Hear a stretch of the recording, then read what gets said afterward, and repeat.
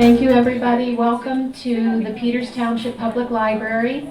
My name is Sue Miller. I'm the Assistant Director here, and we are thrilled that you could all come out and be with us this evening as we have a special guest here to discuss her book and a very intriguing story. There's a couple things that I would like to announce before we get started. Once we are done with the presentation, I'm going to announce we have some wonderful exhibits here, and there's some more on the upstairs level, and there will be some refreshments afterwards, so stick around for that. If you have not been to our library before, we have lots and lots of resources in print. We have audiobooks you can download for free, music for free, lots of different resources. And so if you haven't done so yet, I encourage you to get a library card, because everything that we have here is available through that, and they have them at the circulation desk. I'd also like to point out one program that we have coming up next month, and you got a little takeaway on your chair about this. It's Read Local, Eat Local.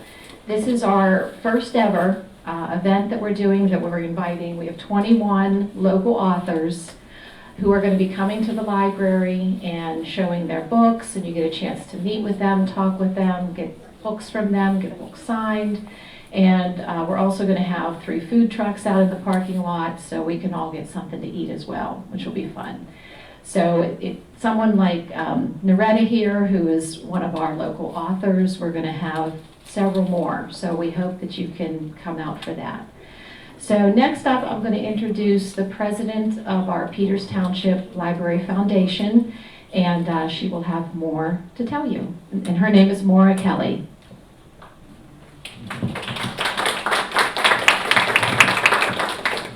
Hi everyone. I wanted to thank you for turning out tonight. You have a lot of choices for what you could do with your evening, and I think it's great that we have a full house once again.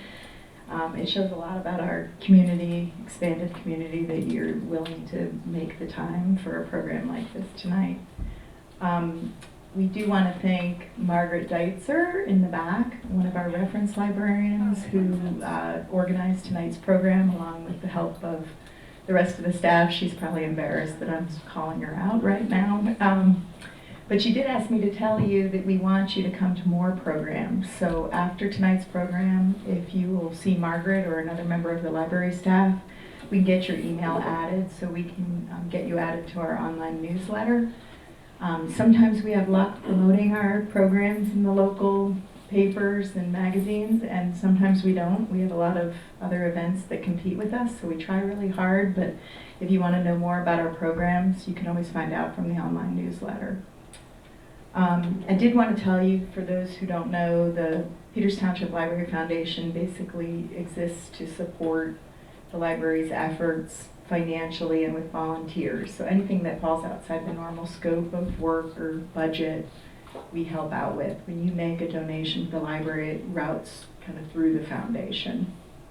We did want to also point out Tim O'Brien is going to be coming Wednesday, November 7th, and the foundation is sponsoring him. This is a huge deal if you're not familiar with his work. He wrote this book, I believe it was 1999, and it was nominated for a Pulitzer. He speaks all over the nation. He's been called the Poet Laureate of Vietnam. It is on our high school reading list, as well as many other high schools all across the country and many universities. So we do have the books for sale, sorry, my props, for $10 if you would like to pick one up. And tickets for this event will go on sale in June.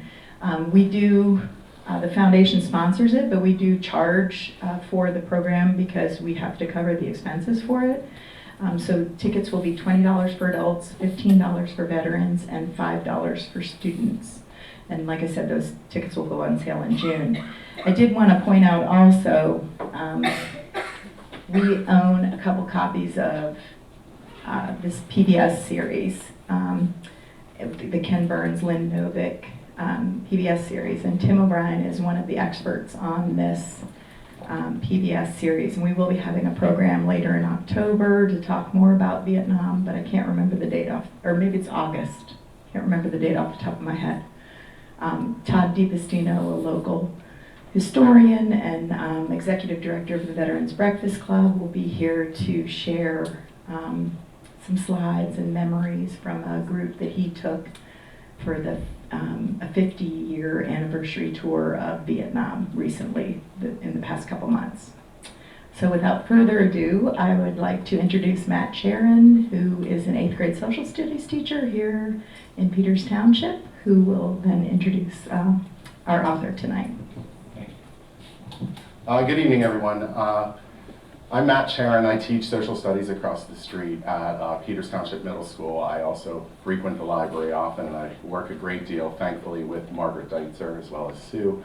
When I was coming into the library 2 weeks ago, I saw a poster that said, "A new book, Carl's Story by Noretta Willig." And I ran right up to Mrs. Deitzer and I said, "That has to be Miss Willig from Baldwin High School." I graduated from Baldwin High School 35 years ago. And I pretty much weaseled my way in and said, "I have to introduce Miss Willig, you must let me do it." So Margaret allowed that, and I thank you, Margaret. Miss Willig, 35 years ago, was one of the empresses of the English department at Baldwin High School. She was awesome. I never had Miss Willig as a teacher, but I can tell you something that she did when I was a senior has still influenced me today and has made a difference in me as a teacher. We had a Miss Willig may not even remember this story. We had a special needs kid in our high school who used to go around like a car. Oh, I remember that. One day he had a crisis in the hallway. He said his car broke. He couldn't move.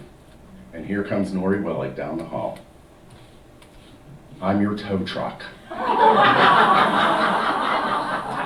She grabbed this boy by the hand and towed him through the hall while he made his car noises, and she said she was a tow truck, and she got him to her next class. As a teacher, I can appreciate what Miss Willig did for that student. The impact that that lesson had on me is 35 years later. She wasn't even my teacher.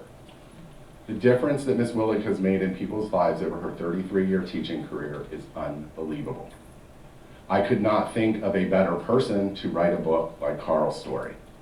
She was found, the only living relative, and she accepted that responsibility, and it is a responsibility, and she told a great story.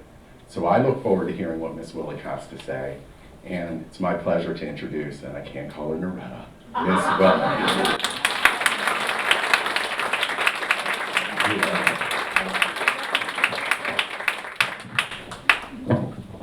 Miss Willig takes me 30 years. She's going backwards. And I'm absolutely so excited to be here that I forgot to bring my notes in. Such a role model. Now there's another part to that story, because after I got him to the class, and his name was David Chittister. So you thought I didn't remember. When I got him to the class, I said, "Now what is the problem? Because you're going to have to go to the next class." And he said, "I have a dead battery." And there was a big kid, football player, eventually went to Holy Cross, by the name of Bob Zielinski. And Bob was standing there, and I said, "Do you happen to have jumper cables?" And he said, "Yes, I do." And he went on his shoulders, and Dave said, "That'll do it." And away he went. Under his own steam. It's such a great pleasure to be here. And as I said, I was so busy talking to people that I know who are here that I forgot to bring my notes in. But I got them, so don't worry. He tells me this is on, so let's see. It is. If you'd like, yes, I think it's up to them, really, if they can see better. Yeah. I want to first, before I begin, thank the people at Peters Township Public Library, starting with Sue Miller. Mara isn't here, but all the people that have contributed to this, and it takes a lot of people to fill a room like this, believe me. Stephanie, whose name last name I can't remember, did the display that you see over here. Ed is the audio-visual man. Carrie Weaver, I've been in touch with.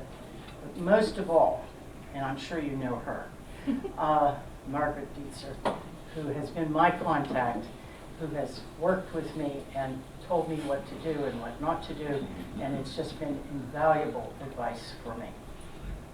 They're a wonderful, wonderful team, and I have been to a lot of libraries lately, and believe me, they take the prize. So if you would join me, please.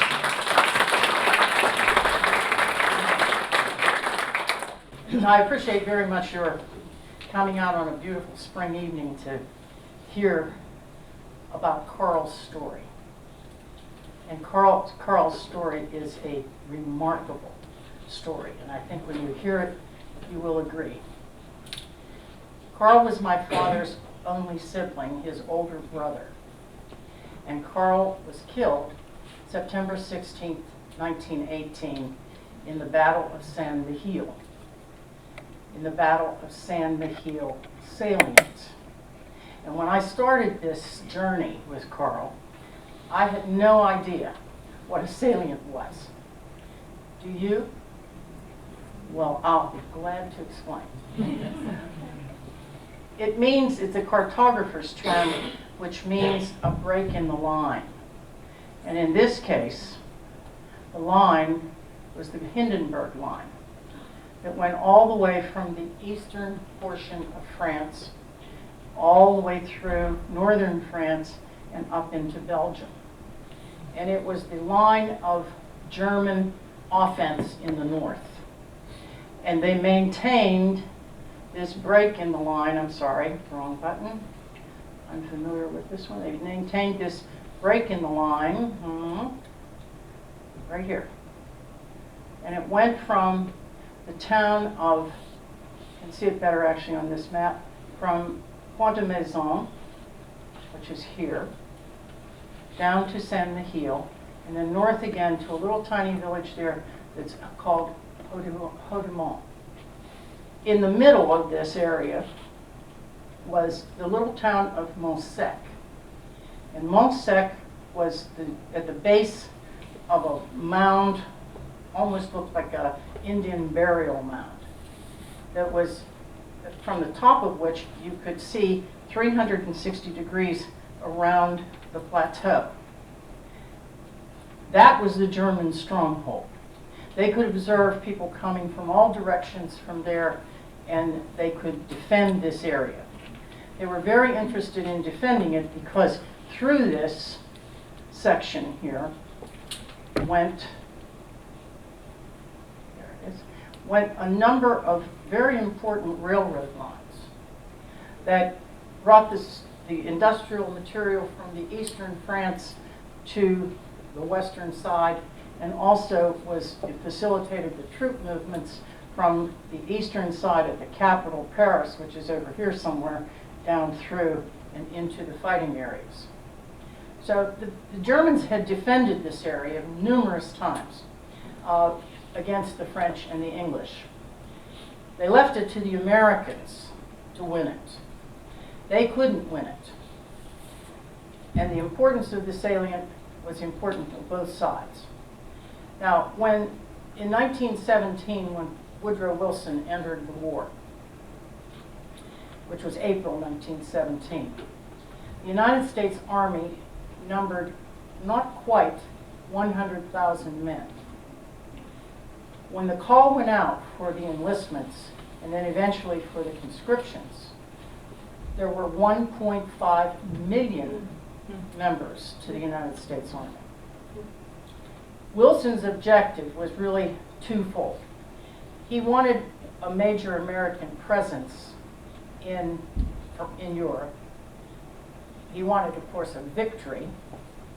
And he wanted a victory that was exclusively solo American, because he felt that that would ensure the Americans a prominent place at the peace table which would follow. He named General John J. Pershing nicknamed Black Jack, to be the commander of the Allied Expeditionary Force, the AEF. And he personally ordered Pershing to do whatever it was that was necessary to win a major battle. Solo, only American. See, the idea was that the French would fight alongside of the Americans. And Pershing actually had a difficult time convincing the leader of the French army, Marshal Foch, to allow the Americans to do this by themselves. But he did succeed. And he chose the area of Saint-Mihiel to be, this is confusing to me because it's not mine, I'm sorry. It was a new kind of fighting when he chose this area gave him the containment, let's say, the unity to be able to fight the way he wanted to fight. This was not going to be trench warfare. This was going to be what he referred to for the first time as a surge. We commandeered the word again in Iraq, when we surged in Iraq. The surge, the intention of the surge was to sweep over from the eastern side. You notice that there's the 5th Division, that's Karl's division.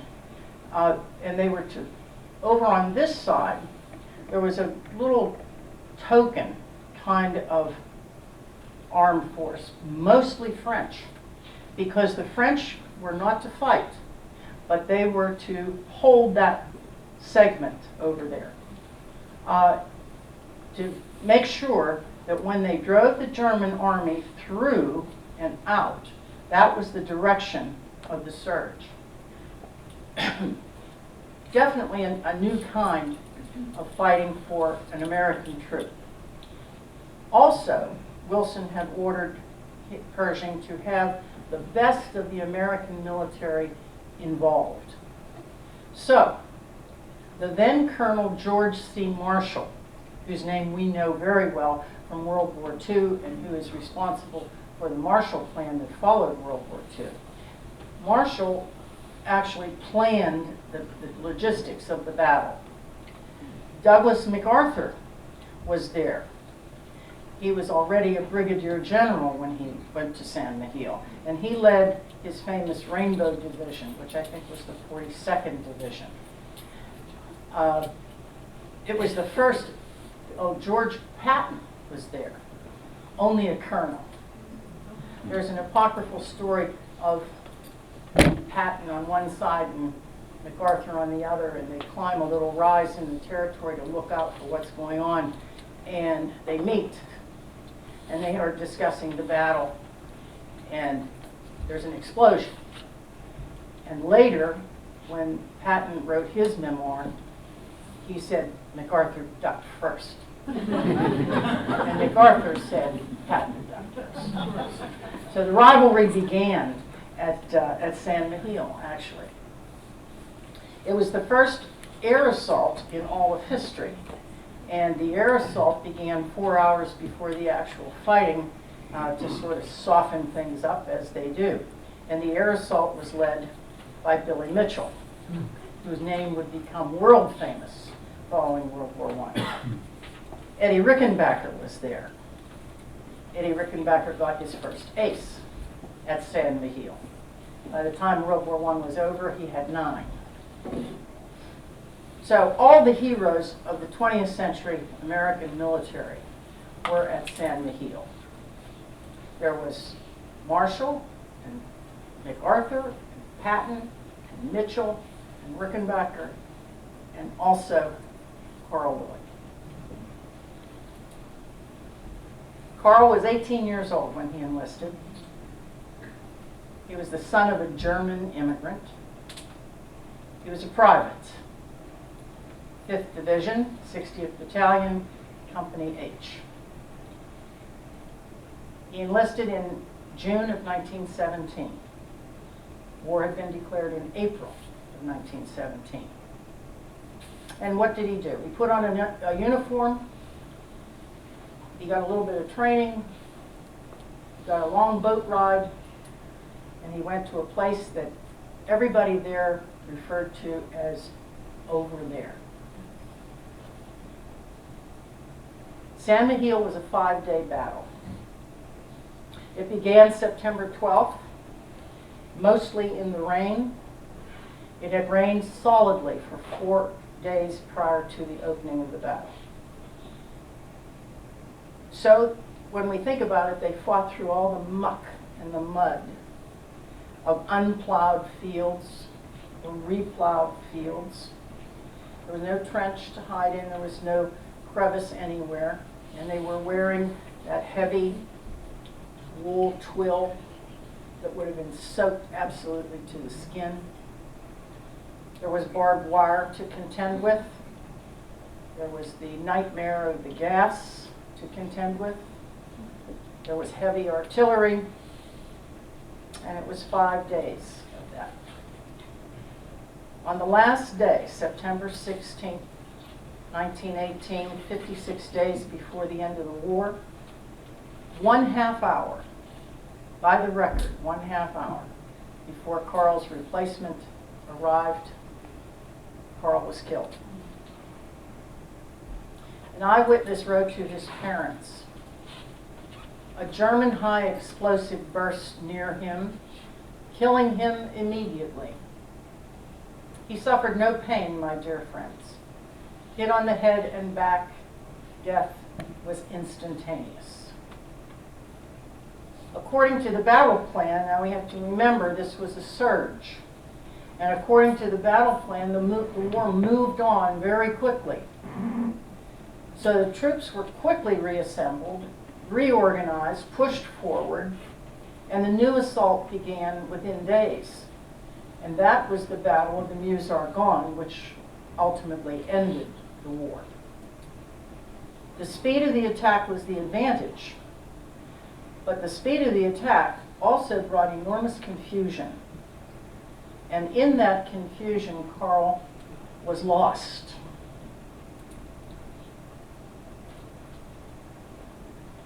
I, of course, never knew Carl. What I learned about Carl, I heard from my Aunt Gussie. Everybody should have an Aunt Gussie. I had 3 great aunts, actually. They were my father's aunts. They lived down the street from us when I was growing up, so I was maybe 9 or 10 years old when I heard all of these stories. And Lily was the person who she was the oldest, and she was the person who took care of the outside, the snow and the garden and so forth. Elsie was a fabulous cook, fabulous cook. And Gussie knew everything. As I remember her, Gussie was tall and frail. My father said that she was sick all her life. And I do know that she never went out of the house. Literally, she never went out of the house. If she did go past the yard, it was to the neighbor, and that was all. But she knew everything. She knew about politics, she knew about history, she knew everything that was going on in the town, she knew about movies. I was very into movies at the time, knew all the movie stars, who married who was doing what, everything. And she told me about Carl, and really about the whole family. And I think back to this, I remember sitting in their dining room, which was where you sat. You didn't sit in the parlor. You sat in the dining room, and on the wall was my baby picture and Carl's picture. And so I thought about this later, and Gussie was probably about 10 years old when Carl was born. And Carl was the first grandchild, and he was the first nephew. And I think that he was Gussie's favorite, to tell you the truth. She told me about the boys and how they worked, the boys being Carl and my father, and how they worked in the family business, which was a saloon, a mill saloon in McKeesport. And they cleaned the floors and the tables and everything every day. And they also, in the summertime, they went to a farm that was owned by some relative of theirs that lived down on the Ohio River, because my grandmother didn't want them always in the smoke and grit of the bar. She also said that Carl was a big guy. She told me that he was, at the time that he enlisted, he was 6 feet tall.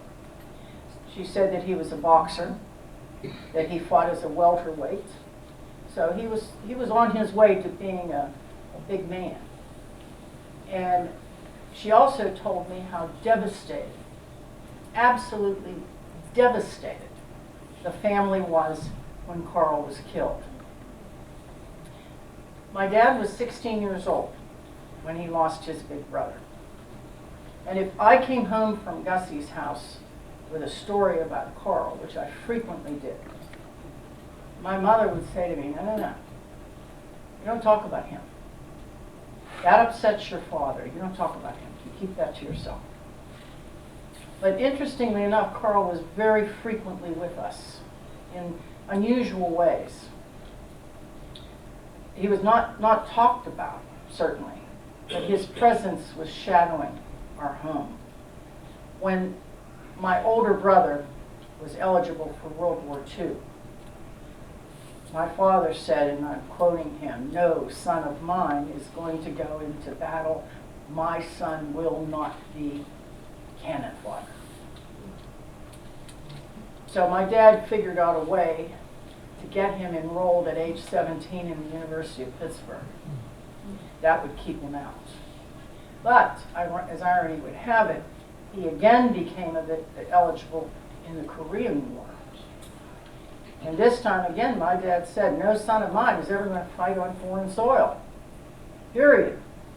And you had to know my dad to fully appreciate that. Some of you did. I recognize a couple of people here who actually knew him. And that time, I don't know how he did it, but Walt spent his entire service period at Fort Lee, Virginia. And he used to say later, my brother used to say later, that during the Korean War, he flew a typewriter.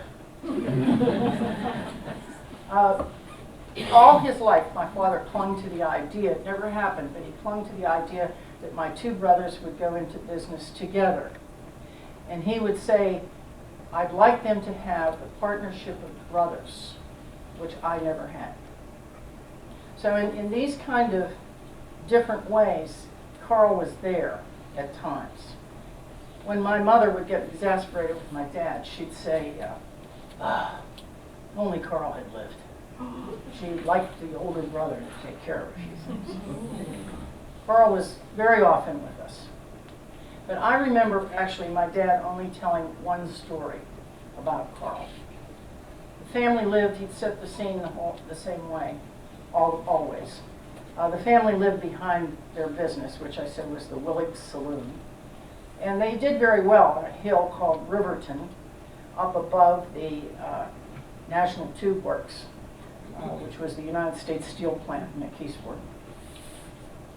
And then he would tell this story about how Carl went to work in the mill as soon as he graduated, I think only from 8th grade. And as soon as he got out of school, he went to work in the mill as his father had done. My grandfather came to this country at age 14 and began to work in the mill there. And then one night, as Carl worked for more money, so he worked what was called the day shift, which started at noon and ended at midnight. 7 days a week and then 6, 13 days straight and then the day off. And then it started again.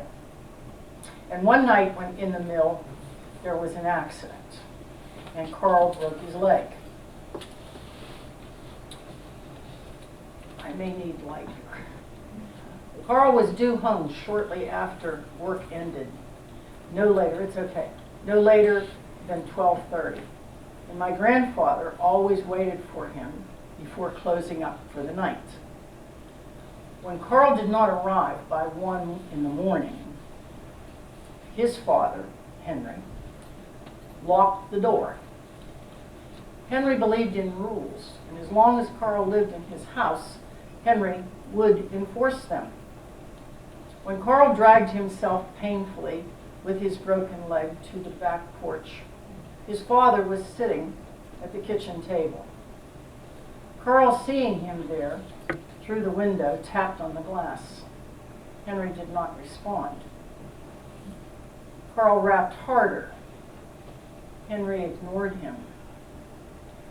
Carl, hobbling on his broken leg, pulled himself to the door and, enraged, pounded continuously until the old man, stocky, strong, and stubborn, unlocked the door. Rushing in, Carl picked up his father, drove him across the room, and set him on the kitchen table. With his face inches from his father's, spitting through clenched teeth, Carl snarled, "Now you listen to me, old man. Don't ever do anything like that to me again." And with that, my father would sit back, take a deep breath, and say, "From that night on, old Henry never bothered my brother." And then he'd wistfully turn away, and I can see him doing this. He'd say, "Oh, Carl was tough. He was wiry and tough."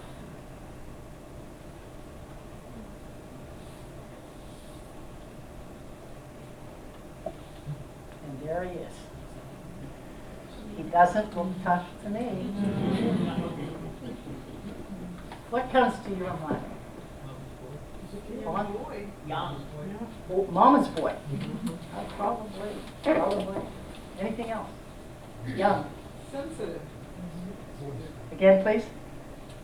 Sensitive. Sensitive. Somebody said he looks sweet. He looks so innocent. I was going to say that. You think that's much look like he has any, I'm sorry? You hadn't had to shave yet. No, well, interesting. Oh, I'll add to that. That's George. I'll add to that when I get there. He did. He learned that over there. When I look at him, I sometimes wonder this. What color were his eyes? Were they the soft gray that they appear to be here? We'll never know. I'll never know. My grandparents are, of course, gone. And everyone who ever looked in his eyes is now gone. My aunts, who told me so much about him and about my family, my mother, my father, both of my brothers, they're all gone. And Carl was, I confess, almost forgotten. But I'm still here.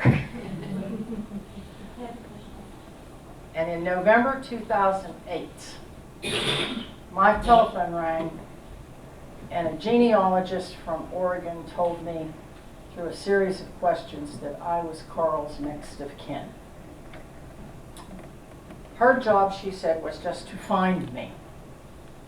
And I pressed her a little bit. I said, "Well, what is this about?" She said, "The Army, I'm in the employ of the Army, and they'll contact you." And I said, "Well, what are they going to tell me?" This was, 90 years after his death. And finally, in pushing her a little bit, she said, "Well, they probably found something." And that was it. She said the Army would call. Well, the Army didn't call for 4 months. And that found something. What could it possibly be? I thought about maybe it was a dog tag. Then I had to find out if they used dog tags in World War I. Sometimes they did and sometimes they didn't. And then I thought of this. This is Elsie's trunk. Notice A&P Pittsburgh. Now my brother, when my father died, Elsie went into an assisted living. And my brother took her trunk and put it in his basement. And when my brother died, it was just about to be thrown away. And I said, oh, no, don't throw that away. Give it to me. And I did the same thing that my brother had done, which was put it in my basement and not look at it. I don't think my brother ever looked into it at all because he never said anything to me about anything that was in there, and I'm sure he would have if he had seen it. When I opened it up, it became the primary resource for my family. It was filled with hundreds and hundreds of loose photographs. There were a few albums of photographs. The albums were deteriorating around the photographs. There were 3 enormous family Bibles in German. And everything that Gussie had ever told me, as I looked at those pictures, everything that she had ever told me came flooding back into my memory. That's one of the pictures. Now that's Henry, strong and stubborn. My grandmother, Carl, and this guy is my dad.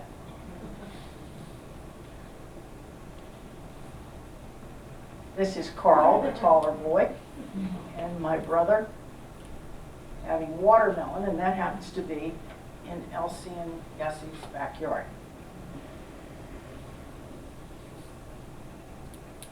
That's young Carl. I think possibly this is the graduation picture. He looks maybe 13, 14 years old. But he's tall, he's straight, he's proud. And look at his hands. He's going to be a big man. Everything 3 or 4 or 5 years, 4 years, no more than that, after this picture, Carl enlisted in the service. And when he enlisted and was going over there, everything changed. Their whole lives, everybody's life changed. After he was killed and lost, they accepted that he was killed. I really think they all accepted that he was killed, but they could not bring themselves to accept that he was lost. You know, think about losing a child, just gone. Losing a precious object is bad enough. This was their child, their oldest, firstborn.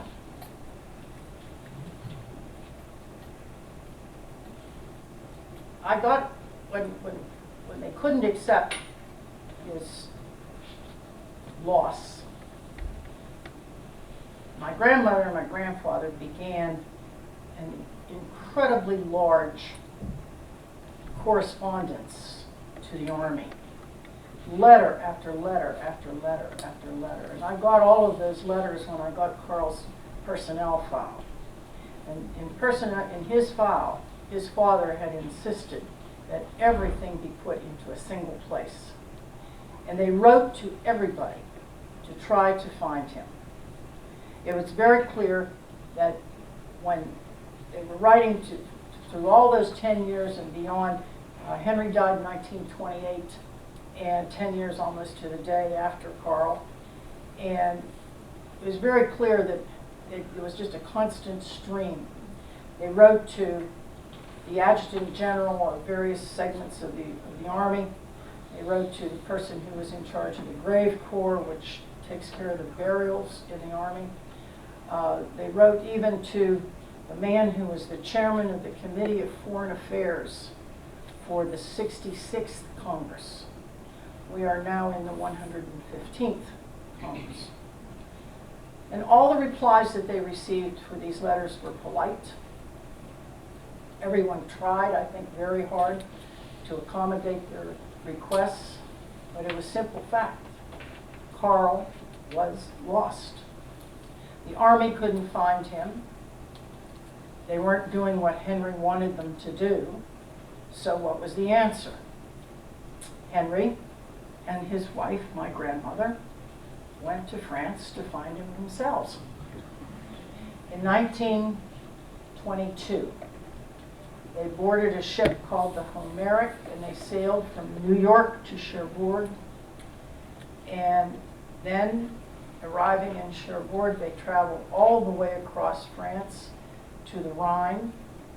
They visited every possible place that they thought there could be a clue. How they did this, I'll never know. It was only 4 years, remember, after trench warfare right through this whole area. Hotels, restaurants, think about this, roads, transportation. I don't know how they could possibly do it.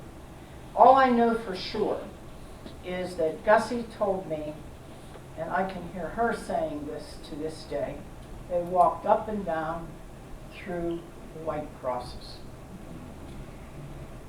And that is sitting in some cemetery in France.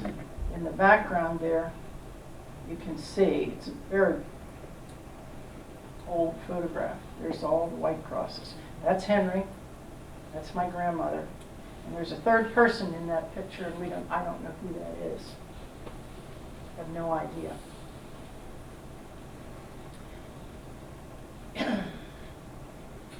They looked for anything they could find, and there was nothing. They stayed for 6 months, and it was still all or nothing. Carl was gone, and he was lost to them forever. So they came home, and they put a marker in the cemetery.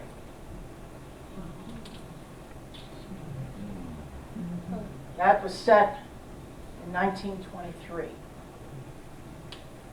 And it said on the stone, the only thing that they really knew was that he was somewhere in France. Henry died 10 years after Carl, and he was truly a broken man. I go into this a little more in the book, but Henry suffered those 10 years terribly for the loss. My grandmother suffered also because she wore black, the black of mourning, for the rest of her life from 1923, when they came back from Europe, until she died in 1944. Never a color. My dad died in 1973, and by 2007, both of my brothers were gone, and that's how I became Carl's next of kin. In March of 2009, the Army representatives finally did arrive at my front door from Washington, and they presented to me what they had found. And what they had found is documented in what I refer to as the Black Book. That's the documentation of his discovery and of his identification. There were 14 PhD MDs who went through this and were verified by a whole other corps of scholars to arrive at the conclusion that I'm about to tell you. They go through the historical stuff. Those are just maps and the verification of where he was, when he was, who else might have been there.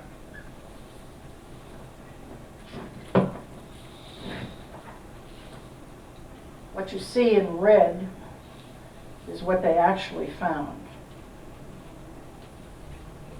Can we have the lights? Yeah. Sorry.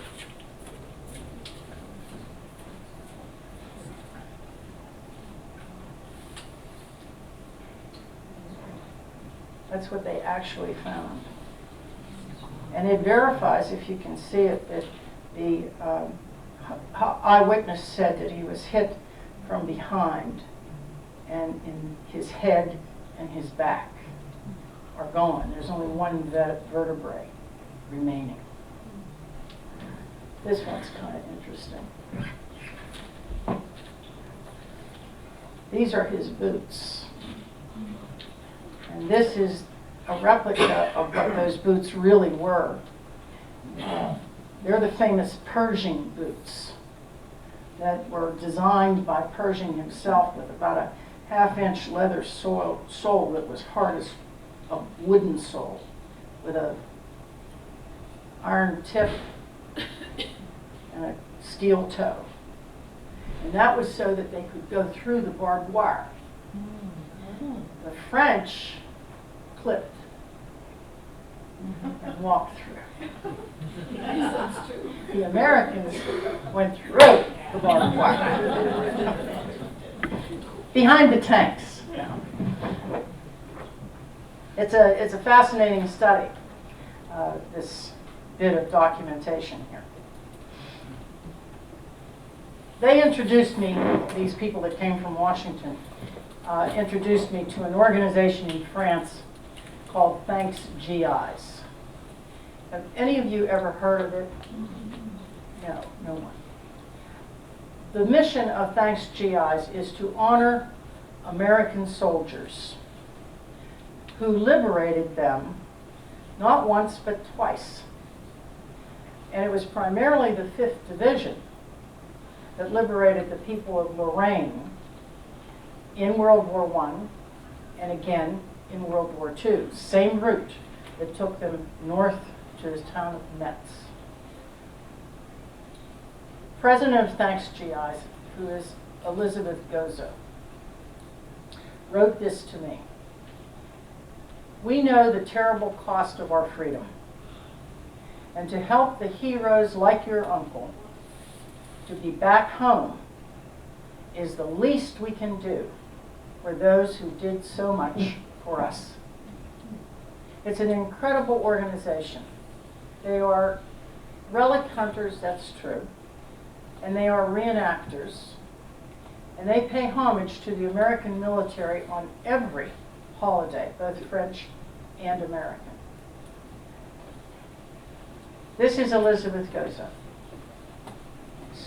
And this here is a man by the name of Roger Schneider. And his name tells you the history of the region. Roger, French, Schneider, German. This is Alsace-Lorraine, which went back and forth, back and forth, back and forth. And one day, looking for relics, Roger entered a woods near an old farmhouse. And Roger happened to trip. And what he tripped on was a bone. And it was Carl's heel bone, which, as it was photographed, it was up out of the dirt because it had moss on it. It had been there for quite a while.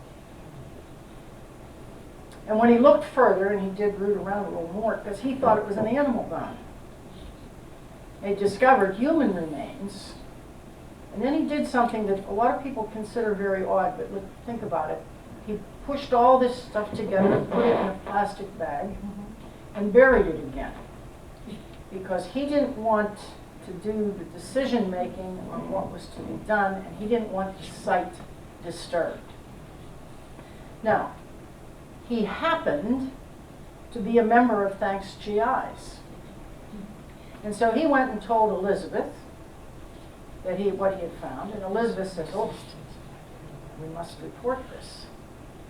So she reported it to the local police, and the local police got in touch with the Army, and there happened to be a JPAC unit about 20 miles away.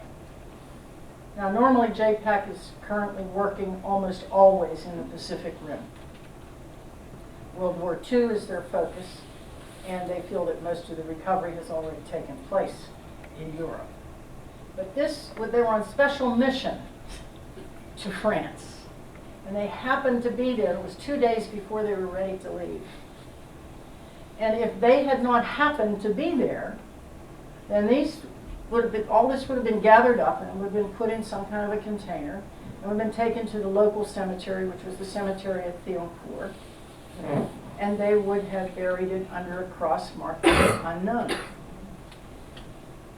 But they were there, and they excavated the site. This young fella is part of the team that comes from Hawaii.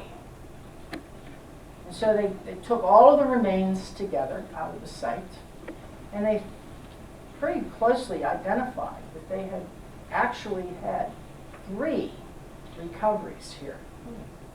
3 soldiers. The forensic anthropologists go to work on this when they get it back to Hawaii, and they separate the bones. They identify that there were, in fact, 3 individuals.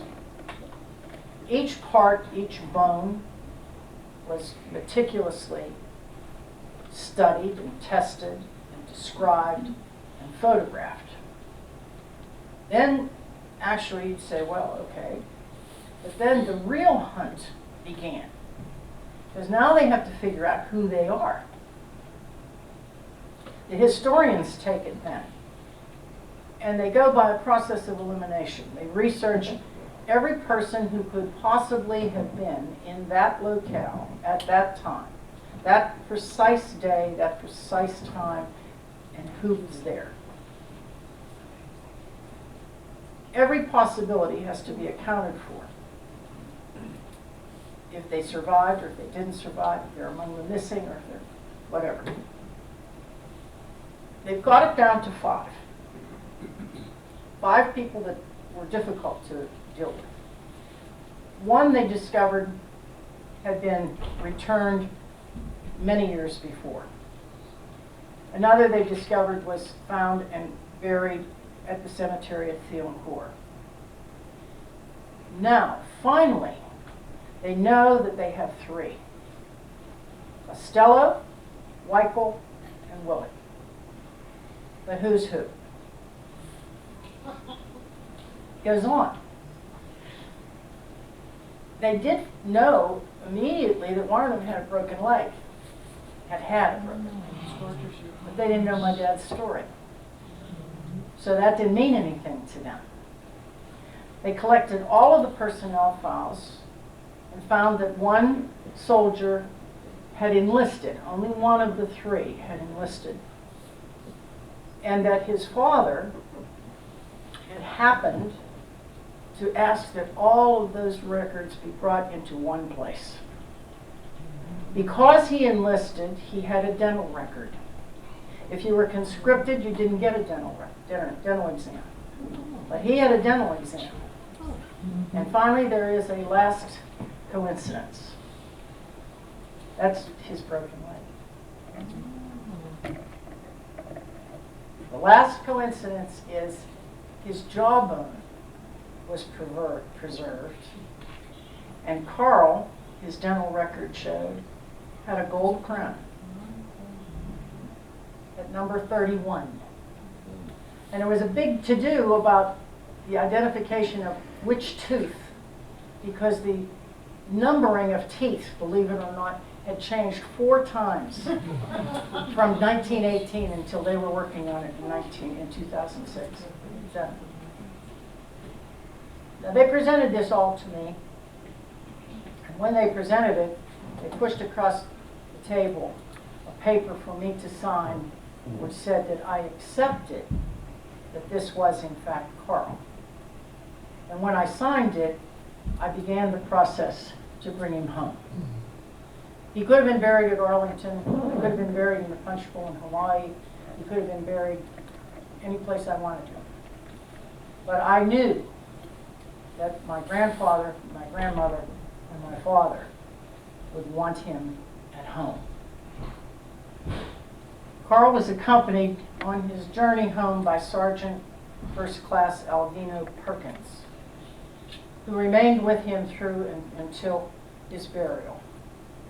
He was flown from Hawaii to Atlanta, and then an honor guard transferred him in Atlanta to the plane to Pittsburgh, and we met him at Pitt International by then. And the members of the 99th, which was then at Coraopolis, which has now been absorbed into the 316th, met the plane and brought him to Slater's funeral home in Whitehall. And some of you will know that I taught John Slater too. Now this is the honor guard as they are taking him from Slaters to the burial site. And I want to pause here, and I will say it probably again, but I want to really express with enthusiasm my respect for the United States military. I was raised in a family that didn't have a whole lot of respect for the respect for the military, but we didn't talk about the military. I didn't know anybody that was in the Army. My dad hadn't been in the house probably.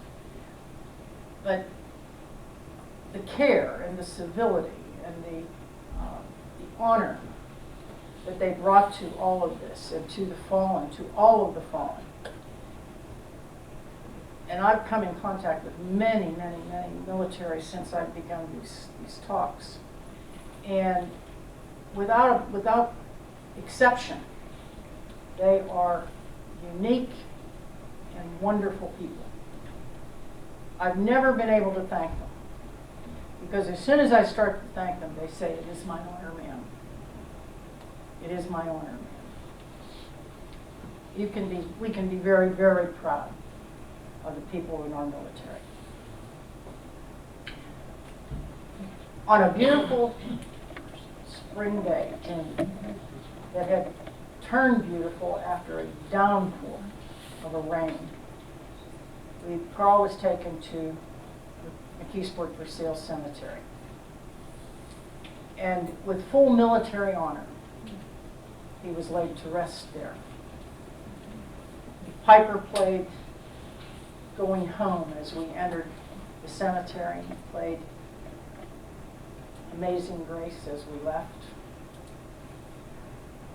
Pastor Tom Dougal, who was an Army chaplain, spoke eloquently about Carl and about the family and about his service. There was a rifle volley in his honor. They folded his flag after the playing of the taps.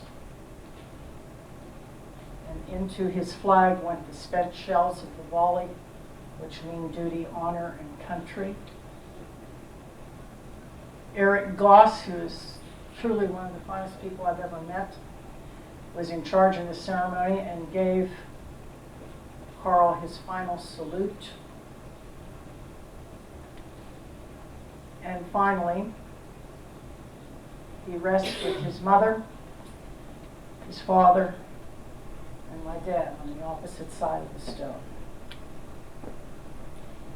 He once, in a letter that I found but never read, when I was a teenager, I found this, but it was so poignant that I never finished reading it. It was none of my business because we didn't talk about Carl. Carl had written to my brother and said, "To my dearest brother." And with Carl's burial, the page turned. But I'm too much like my grandmother and grandfather. I wanted to see where he had fallen. So I went to France. And I met Elizabeth. And I met her husband, Hélène. And I met a man by the name of Philippe Germont, who was our driver. And he was just fabulous, just a great, terrific person. And I met Roger, who had found Carl. And this is in Elizabeth's kitchen. And he is telling the story, his wonderful story of when he tripped and found Carl. And he was only in French, and I don't really speak it. But you could tell. He was so enthusiastic and so proud. He had told that story many, many times before and would tell it till the day he died. And then I gave him a memento, I guess, a little book of pictures. And Carl's picture, the one that you've seen in his doughboy uniform, was on the cover of that. And when he saw Carl's picture, he was stunned into silence. This man was so vital And all he said is he stroked the picture and he said, "C'est Jean." Oh, c'est Jean, c'est Jean. So young, so young. He saw for the first time the person that he had found.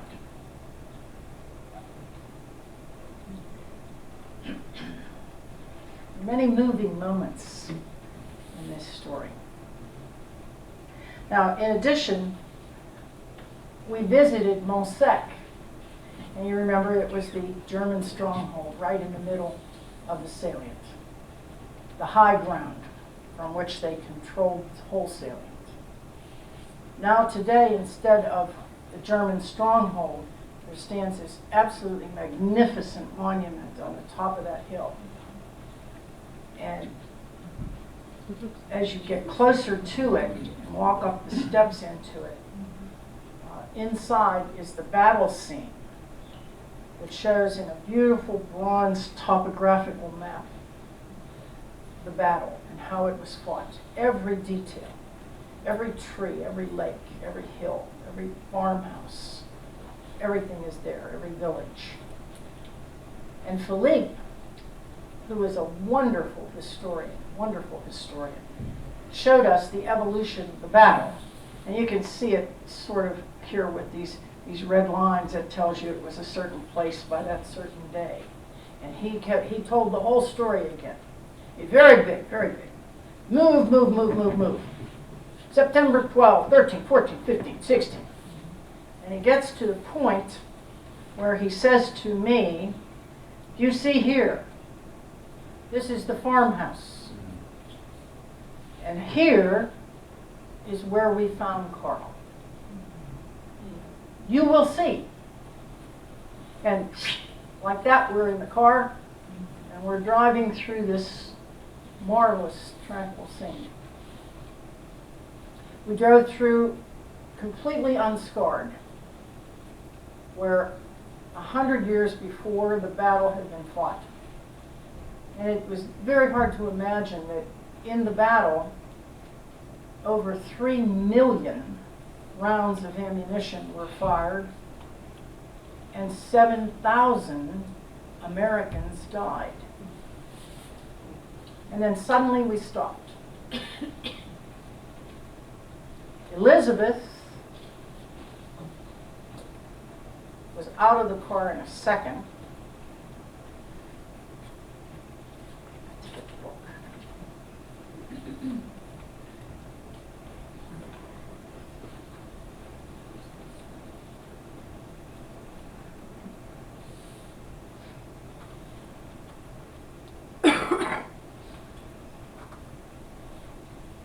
Elizabeth was out of the car in a second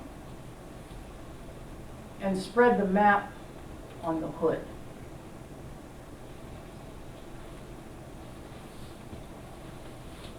Again, she shows Pam and me the battle lines and the dates. You see, by September 15th, she says to me, the doughboys had advanced to this road. And I said, "You mean this road? The one we're on now?" "Yes, yes, yes," she replies and continues. "They were on the left side. Then on the 16th, they crossed this road and they go over the field here." And she moved away from the car and points toward a place on the forest edge where there is a large wood pile. "Look this way, Noretta. Just past the wood pile. Do you see how the tree line turns slightly to the left?" When I nod that I see what she means, she says, "You see that place just past the wood pile is where Roger stumbled on the bones. Roger came to me. I reported to the local gendarme, as we must do, of course. The police notified JPAC. We were here during the excavation. That's where he was." So matter of fact and so extraordinary. I walk across the road suspended in time. Below me is the encamped embankment where Carl and the boys of Company H huddled through the night of September 15th, waiting for the order to move. In the darkness, hearing heavy artillery being shifted, they decide the big guns are withdrawing. The Germans are pulling back. The small territory yet to gain will be quick and easy. There's the farmhouse. They must be careful. That's where the Germans could hide and overtake them. They will be careful to avoid it. As September 16th dawns in eerie silence, they wait. The cat and mouse game has begun. The day passes. They begin to assume that the Germans are gone. Suddenly the big guns pound their position. Then the gas. They must move. The order comes. As Company H scrambles up the embankment and crosses the road, shells explode all around them.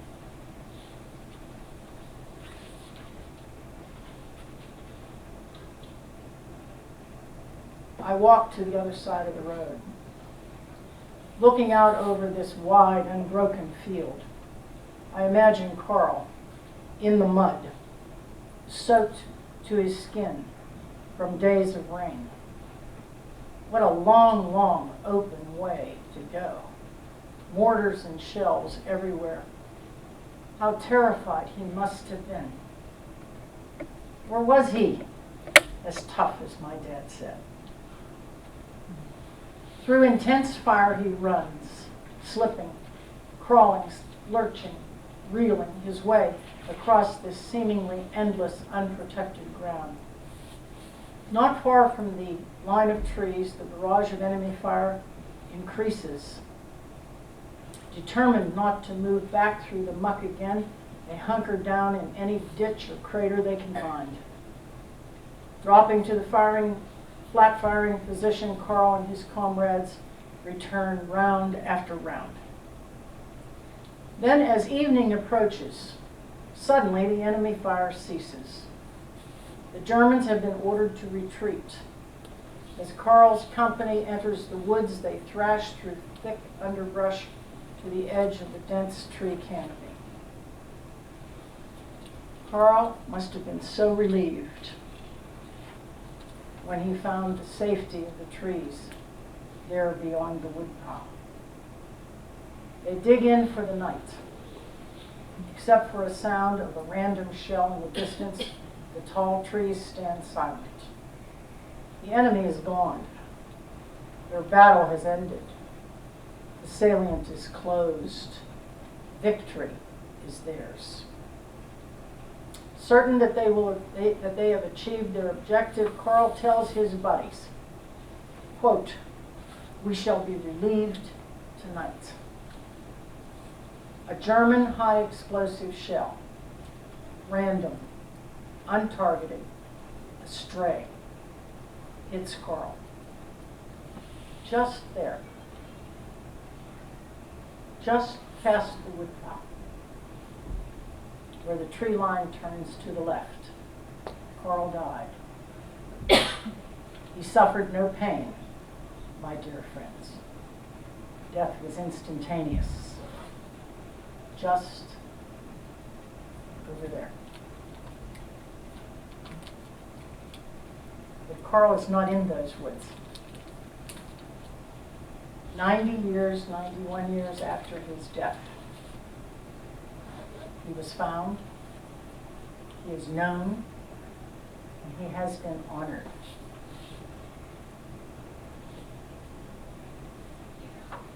Carl Willig is home at last. June 9th, 2009. If I may, Carl's story is, I believe, an American story. It is a story of triumph of hope.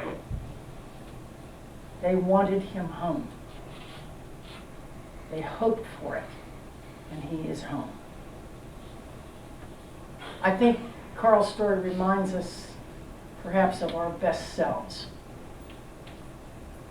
We see ourselves in it. One man told me that my mother reminded him of his mother. Several have seen a cherished aunt, not Gussie. The woman that told me that, her Aunt Lydia. Some also know how a death, the loss of a single life, can rock a family for generations. Through Carl's story, I think we have been able to meet an unsung group halfway across the world called Thanks GIs, whose mission is to honor our American military and the almost forgotten, who gave them their freedom 75 and 100 years ago. We're reminded also, I hope, of the intense dedication of the scholars like JPAC, whose discoveries move us forward every day of our lives. Carl enlisted, and today we have an all-volunteer army. Honoring Carl, I think, proves the dedication of the United States Army. No soldier is forgotten. No soldier is left behind. The military lives by the motto of the 5th Division, which is, we will. All of us from time to time, I think, are struck by the coincidences of our lives. I certainly was when my phone rang. In a real sense, I do believe that each and all of us have in our own way journeyed over there. Carl's story is an American story. It's our story. It has been my honor to tell you. And I'll be very happy to take your comments or questions.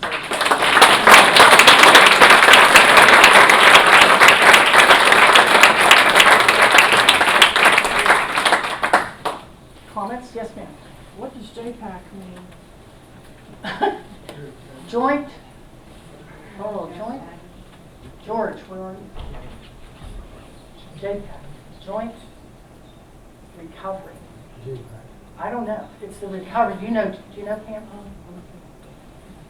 She's gonna look at it. Now, she was a captain in the Navy, and she doesn't know, so I don't feel so bad.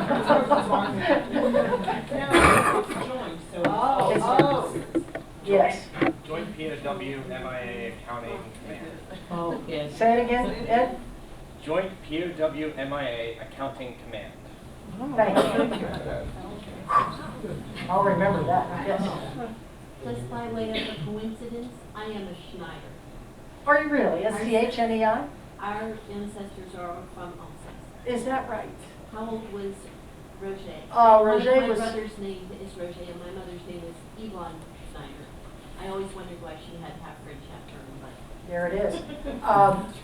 How old was he? And I met him in 2010, and he was probably, like, 65, 70. He's gone now. You notice in those pictures, the earlier picture of him and then later when he had become very ill. But yet there was a ceremony that followed all of this, which I don't have in the talk, but he carried the flag for the 5th Division, Roger did, and it was a struggle, believe me, but he was definitely going to do it. so he would then now be in his 80s. Yes, if he were living, he'd be in his 80s, My yes. mother's 88. And Oh, so my. it's quite possible. I have to look through this is bizarre. That I should come tonight and Yeah. he looks like it. Please let me know. I'd like to know, more, if you can give me contact. I will. I'll stop with that. Okay, no. It's so cool, it's so cool. I'm going to see Elizabeth in September, Okay. and I would love to know My mother this. would flip her wig. Yes, it's true. It would have been my great, Peter Schneider. His son is Laurent, Laurent Schneider, and Laurent was with him when he found Carl, and I didn't get into that. Yeah. Please, anything else? Yes, ma'am. Oh, Barbara Leggett, hello. The thing we had very recently come from Germany. I wonder how people like that felt about fighting against the Germans. Well, there's a postscript on that also. In addition to going to France, I went to where my grandfather lived.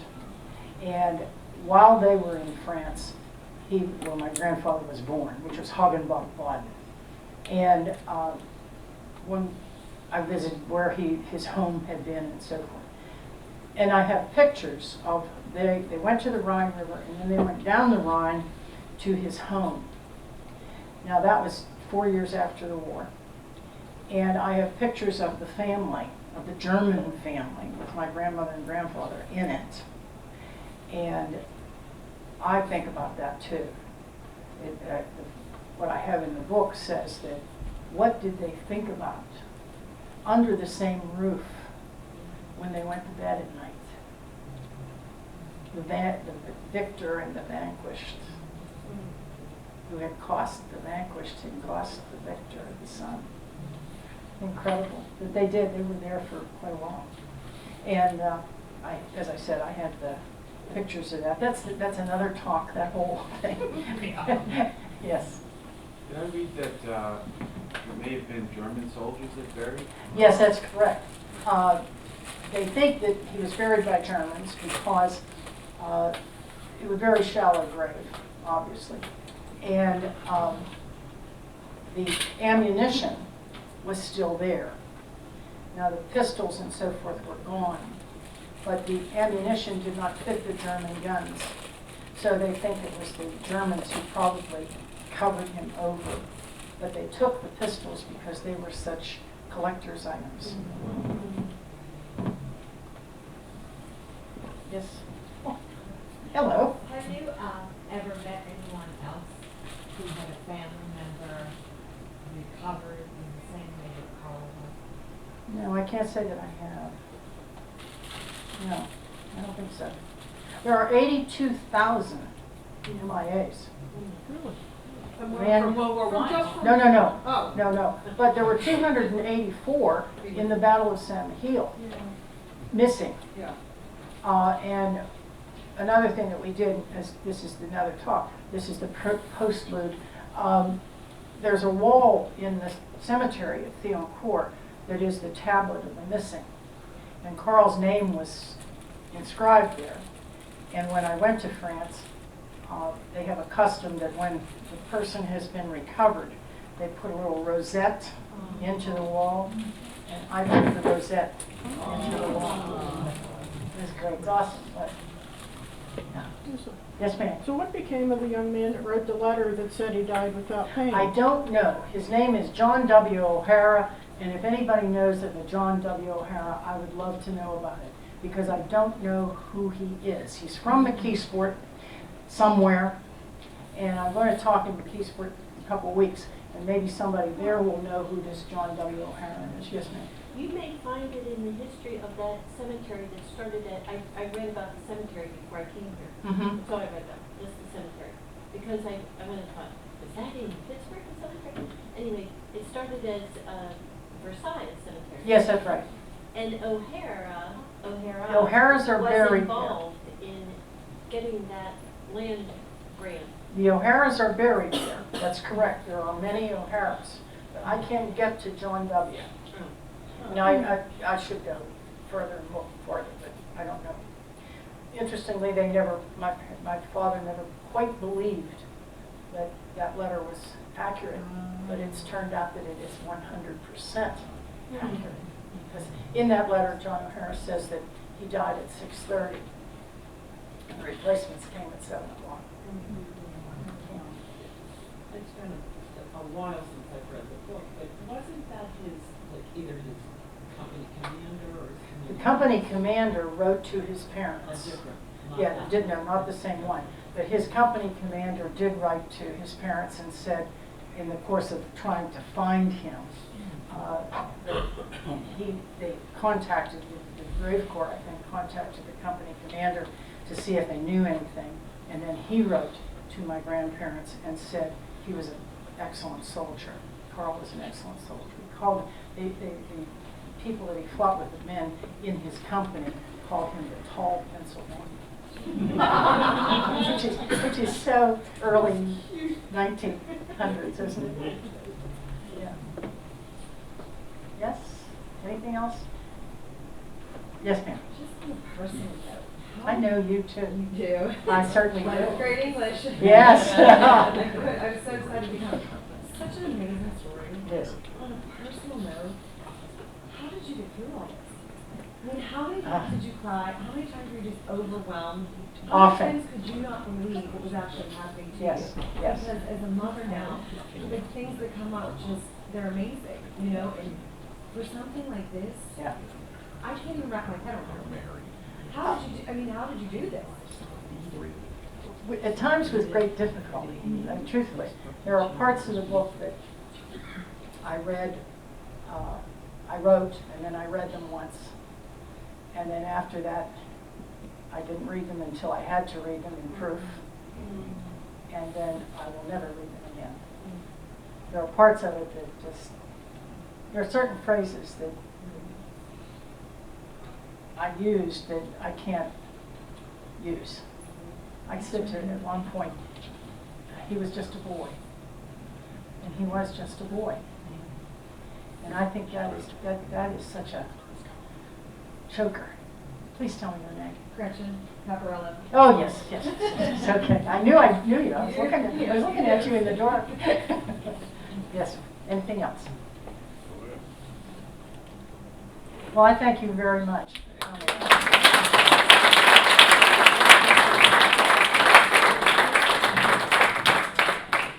I just want to say, wow.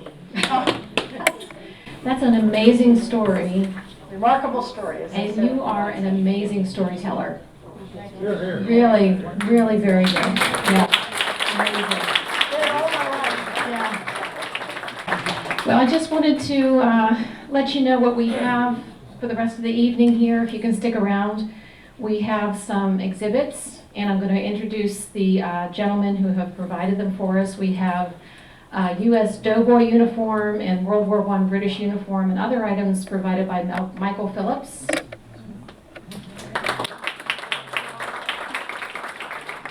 We have a collection of World War I Pennsylvania town, city, and country medals provided by David Burrows. We have World War I posters, books of World War I posters and other items provided by Gerard Pasquarel. There is a diorama of World War I soldiers provided by Friedhelm Busch. There are photographs of World War I provided by Ralph Kessler. Those are going to be upstairs in our case upstairs, Ralph. Ralph, you want to stand up so we can all see you? And the World War I posters are provided by the Pennsylvania State Archives. So please stick around, talk to the presenters. Noretta's going to be up here with her book sale, is that correct? I will, and I would like to tell you that if you buy a book, everything that I profit from the book will be donated. I won't see any money out of this. I'm looking right now at the customized wheelchairs, so it will go to some veteran who has definitely. Thank you very much, and please help yourself to refreshments in the back.